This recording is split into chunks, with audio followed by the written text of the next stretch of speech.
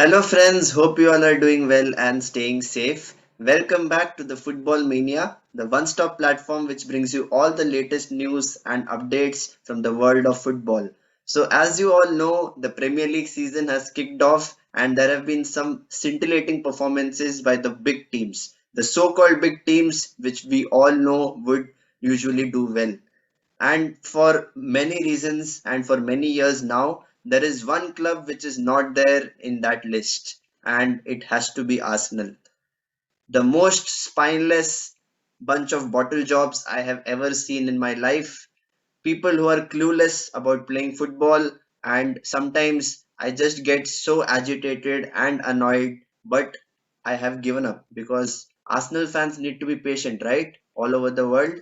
That is something which I have got used to now, and the performance which you saw on the opening match day at Brentford Community Stadium, everyone would be so excited, right? Because you are trusting the process. And guess what? It was an utter shambles. The way the team performed, yes, you might give excuses, right? There is no Aubameyang, there is no Lacazette, Thomas Partey is injured. There are so many excuses which, Mikel Arteta can give. But you can't hide now. The fans are back. The media will certainly ask questions. And now that you had a very big transfer window where you could have sorted out lots of positions on the pitch, you have failed to do so. Why? Because the policy is not good. The transfer system and the recruitment methods are not brilliant, and you have to pay for it. And what did you see in the match? Brentford dominated. I would say they stuck to a game plan, and Thomas Frank did an amazing job. He has done a brilliant job in taking them from the championship to the Premier League, and this was a very big step up. A lot of people would have realized that Brentford is a club which uh, relies mainly on their recruitment policy. They have had a brilliant scouting system, and over the past few seasons, they have stung like bees sting on any other club. They are called the bees for a reason, and it had to be us. It had to be Arsenal Football Club to get stung on the opening match day. It is a real shambles, to be honest. I don't know. I hate to criticize the manager. In the initial days, I was optimistic, but now everything has, just boiled to a certain level. People are so annoyed. If you see the starting lineup, right? Let's go through the starting lineup. There were so many question marks whether we will see a stable centre back partnership. We saw Pablo Mari and Ben White starting for this match, and this was something which anyone would have expected. Ben White being a 50 million pound signing from Brighton, he did a decent job in the pre-seasons, and I was expecting a very pivotal role for him. Playing out from the back, he's just the kind of player which Arteta can rely on in crucial situations. And I was thinking, right, he will not get spun, and he will not be put in a spliff. But guess what?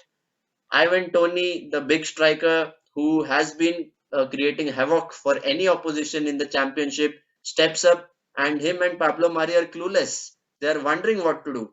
It is more like boys against men, because Brentford completely bullied the hell out of the Arsenal players. They were nowhere to be seen. They were chasing shadows sometimes, and Arsenal, we all know, are a club which likes to keep possession, and with that possession there is no penetration. I'm sorry, but I can't see any game plan, a playing style, or something which can lead to some positivity.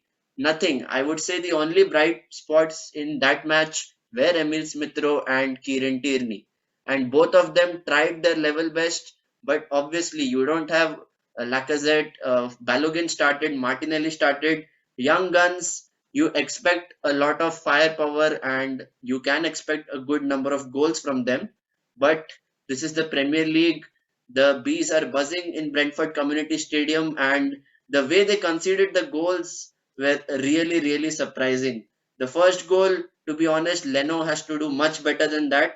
He has been under the scrutiny for many matches now, and to concede a goal in the near post is never a good feeling for a goalkeeper, and definitely that is still a question mark. We don't have a proper backup for a goalkeeping position.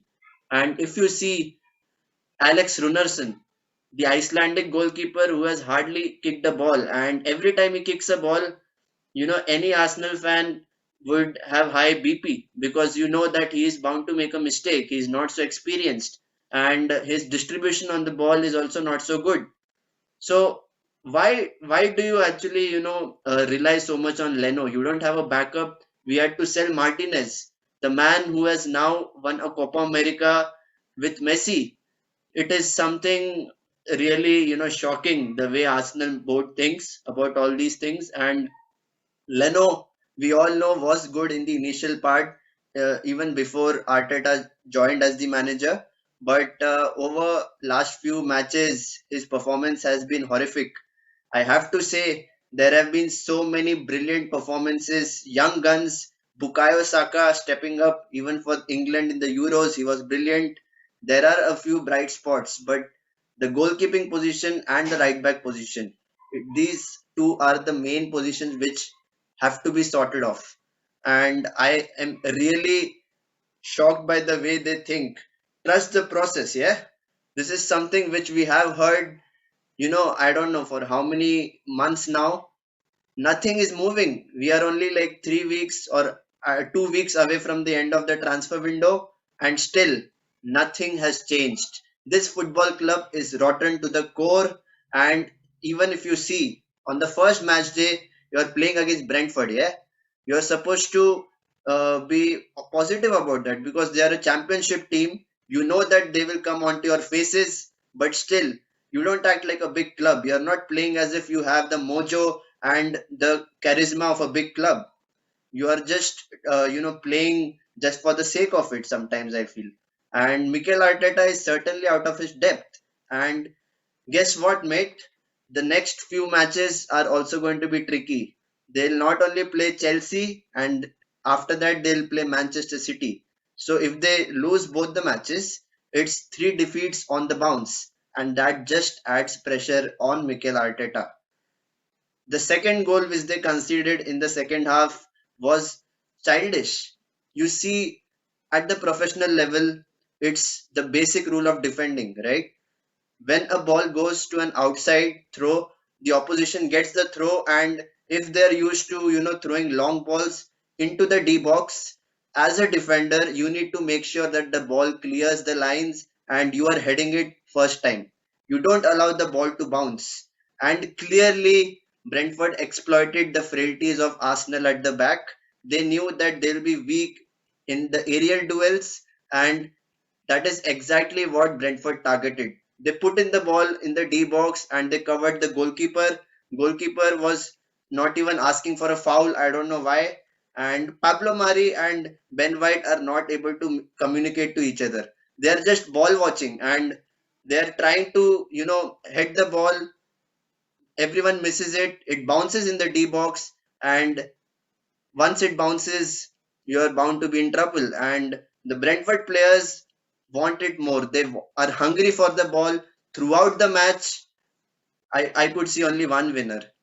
Arsenal hardly created any chances. I would say Emil Smith Rowe tried a lot. Even after Saka came in, we all know their partnership has been good since the Haaland days. And this was something which has carried Arsenal to a certain level.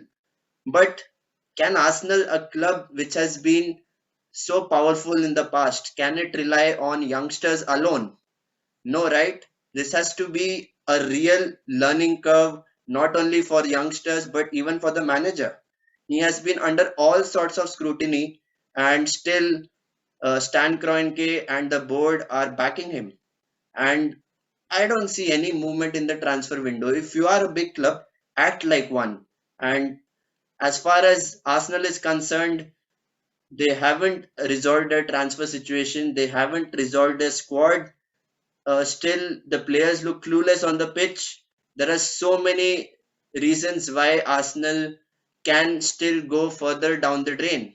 And it hurts me as an Arsenal fan to talk about this, but I just wanted to share my feeling on my favorite club. This is something which Arsenal are never, expected to do. But over recent seasons, they have been really spineless. People actually keep talking about, oh, Arsenal is a club which, people can just walk over. You don't know how, oh, okay, we are playing Arsenal in the weekend, right? Oh, yes. So it should be a comfortable 3 points. That has been the mentality of all the remaining clubs in the Premier League, because they know that Arsenal are usually weak. They don't fight for the ball. They like to play the beautiful football, but nothing clicks. And uh, some people say that they lack the cojones. Like Troy Deeney, for example, he roasted Hector Bellerin. So sometimes you have to take it on the chin and keep moving forward. But Arsenal as a club hasn't actually, hit the peaks. And I would say that it is coming down to the manager, because everything starts from what he has set out to do, and his game plan has to be executed by the players. And in this match against Brentford, I saw an instance where Pablo Mari was absolutely annoyed with Burnt Leno. Why? Because he just made a pass in a critical situation when he never expected it. Well, this is something which we have seen for many matches, not only now but last season as well. Leno was making very, very crucial mistakes. And for a big club, you are not supposed to do such things, right? You are supposed to be taking everything very seriously, and uh, many other clubs look up to you, right? So it has to be a certain way, but unfortunately, this is a very, very rough ride for Arsenal. And if these situations, these issues don't get resolved, I'm sure that Arsenal will once again fail miserably. They finished eighth last season, and this season they may further drain down the lane. So, guys, it will be a big roller coaster. Please buckle up if you are an Arsenal fan. This is something which I am not telling out of my experience, but because of the current situation which Arsenal are in. And kudos to Brentford. Brentford deserved to win. They were really smart with their game plan. They executed it very, very well. And I'm sure that, I don't see a lot of Brentford fans in India, but if there is one, he would be really excited for a club of that stature. Challenging Arsenal in a London derby is something exceptional. And you know what? This is the first time Brentford defeated Arsenal since 1947. And this is the time when India actually attained their independence. And today being the Independence Day, first of all, I would also like to wish all the Indians a happy 75th Independence. But if you are an Arsenal fan, you have to, take it by the chin and just, keep moving forward. So, guys, it has been a very bad start for the Gunners, and I feel that there are still a lot of loopholes which need to be addressed. Otherwise, our manager Mikel Arteta is in danger. So, guys, please share your thoughts on what you think about Arteta and what Arsenal needs to do in terms of, challenging for at least a top four finish this season. And guys, if you like this video, do not forget to hit the like button and share it with your friends so that they can get more and more insights about football. And if you want to get more updates, do not forget to subscribe to my YouTube channel. And until next time, stay safe and take care.